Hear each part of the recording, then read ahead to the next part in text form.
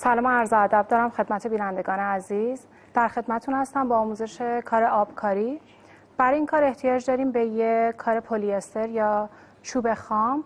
اگر کارتون قبلا رنگ‌آمیزی شده باشه که باید از لاک الکل استفاده کنین در زیر کارتون و یک بار با لاک الکل پوشش بدین و بعد از اون رنگ آکریلیک بزنین و اگر کارتون خام بود با رنگ آکریلیک کارمون رو پوشش میدیم. رنگ آکریلیکی که من استفاده میکنم برای کار آبکاریمون رنگ فیلیه که از ترکیب سفید مشکی و قهوه‌ای آمادش میکنیم. با قلم نرم کاملا کارمون رو پوشش میدیم. رنگ آکریلیک اگر غلیظ بود میتونین با آب کارتون رو رقیق کنین و اگر دستتون یا جایی رو کثیف کردین با آب تمیزش کنین.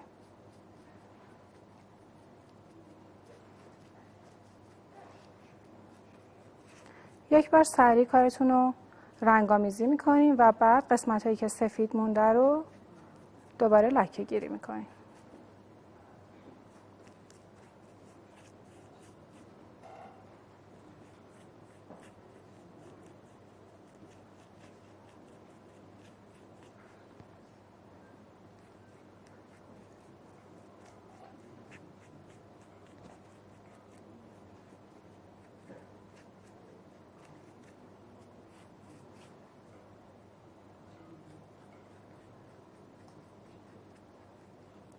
میتونیم به جای رنگ آکریلیک از اسپری استفاده کنین، اسپری کنین و بعد از 24 ساعت کارتون رو رنگ‌آمیزی کنین.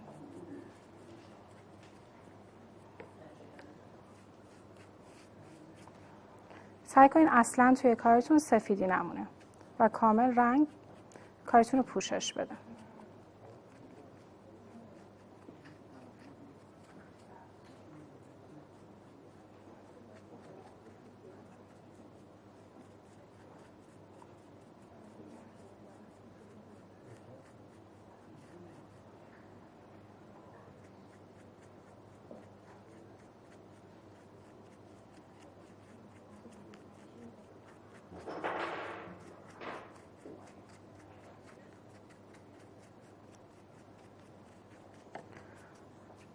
بعد از اینکه کار رو رنگ‌آمیزی کردین 10 دقیقه بهش زمان میدین تا کاملا خشک بشه و کار بعدی که باید انجام بدین رو روش اجرا میکنیم. کار بعدی که ما باید انجام بدیم، من یه بیس آماده خشک انتخاب کردم.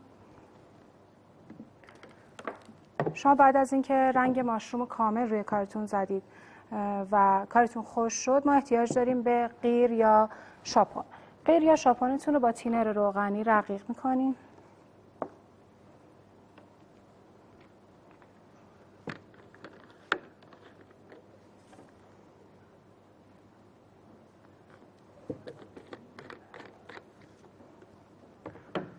با یه قلم کامل روی کارتون پوشش میدید.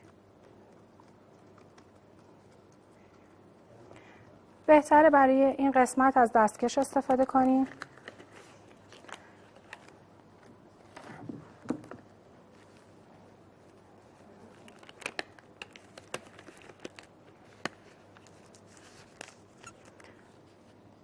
قیر رو با قلم روی تمام کارتون پوشش میدید.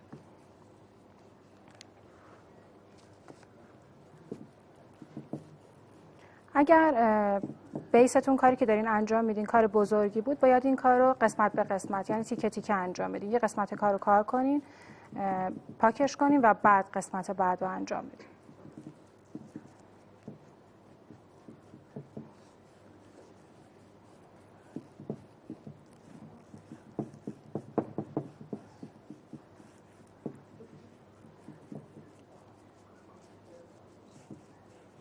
سعی کنید تمام فرو رفتگی کارتون رو با شاپون پوشش بدین.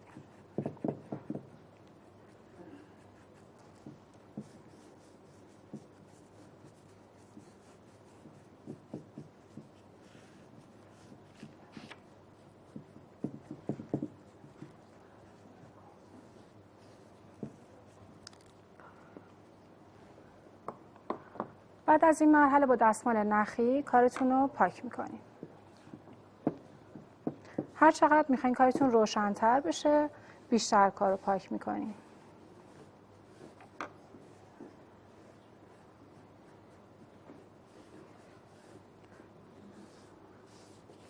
قسمت‌های برجسته کار کاملا پاک میشه و فرو رفتگی‌ها تیره میمونه.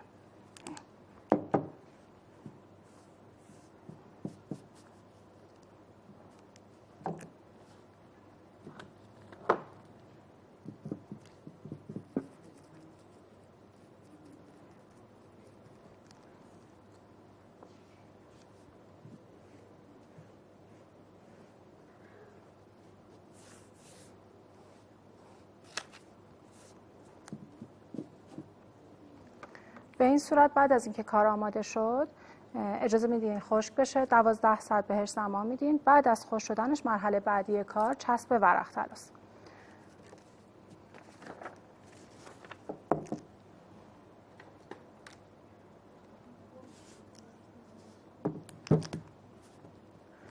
روی بیستون رو کاملا چسب ورق طلا میزنین، اسپری حالا یا چسب مایع و بعد آبکاری میکنین. به فاصله 10 سانت کاملا کارتون رو اسپری میکنین. من قبلا بقیه کار رو اسپری کردم. بعد از اینکه اسپری کردین از کاغذهای فویلبان یا توتکالی استفاده میکنین که به صورت رولی در بازار به فروش میره. برای این کار من رنگ نقره‌ای رو استفاده کردم. کاغذ فویلبان رو تو دستتون چروک میکنین، روی کارتون میذارین و با مسواک میکشین به این صورت.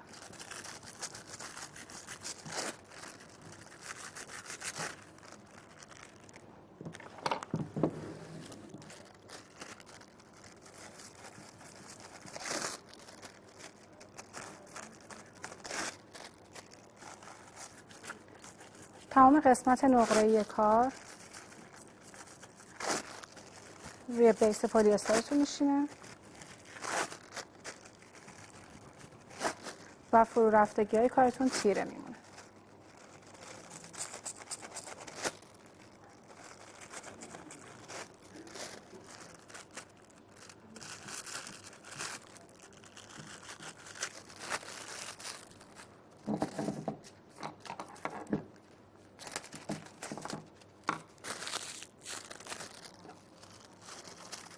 بهتره بعد از اینکه اسپری کردین 10 دقیقه بهش زمان بدین و بعد کار آبکاری رو شروع کنین.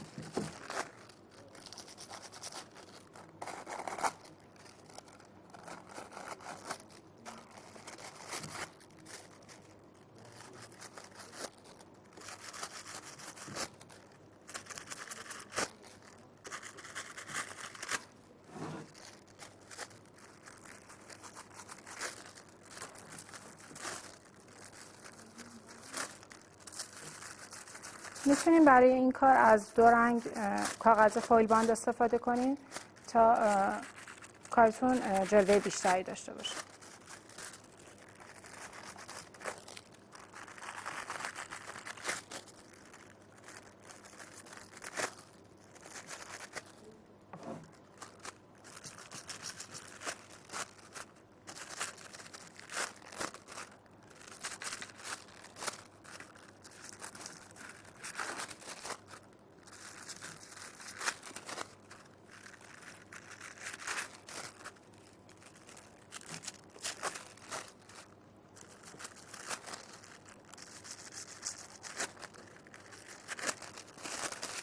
بعد از اینکه آبکاریتون رو انجام دادین، کار بعدی که باید انجام بدین برای تزیین بیشتر کارتون میتونین از نگین‌های متری یا نگین‌های پشت چسبدار استفاده کنین و چسب روی کارتون رو تزیین بیشتری انجام بدین.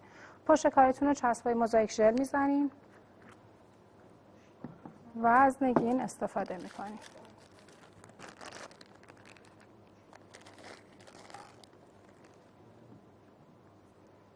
هر جایی کاری که فکر میکنین نیاز داره